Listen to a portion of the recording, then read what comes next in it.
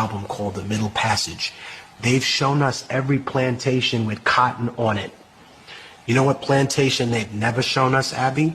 The most prominent ones. The ones that were most profitable. The breeding plantations. Why don't you want to show us those? You know why?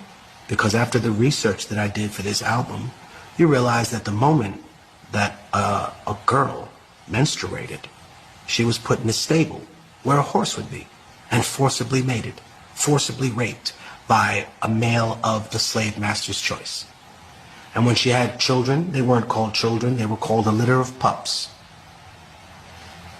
The punishment for raping or killing a person in medieval Spain is gelding.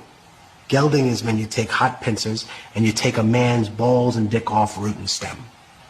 Killing a person, law of the Bible, right? Medieval Spain, super religious. You killed a man, he should be killed.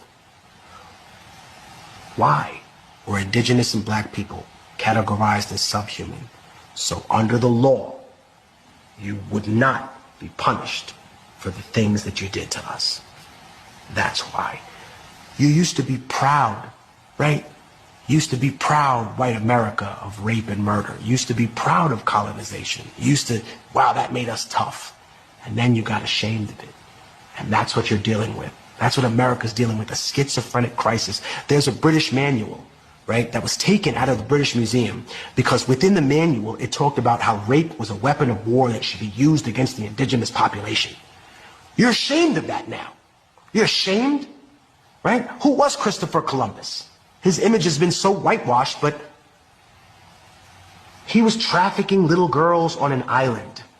Who does that sound like, huh? All you right-wing defenders of Christopher Columbus and his legacy, he was trafficking 9-year-old indigenous girls on an island. Who does that remind you of, you intellectual coward? Just because liberals are dog shit doesn't mean that you shake hands with the devil.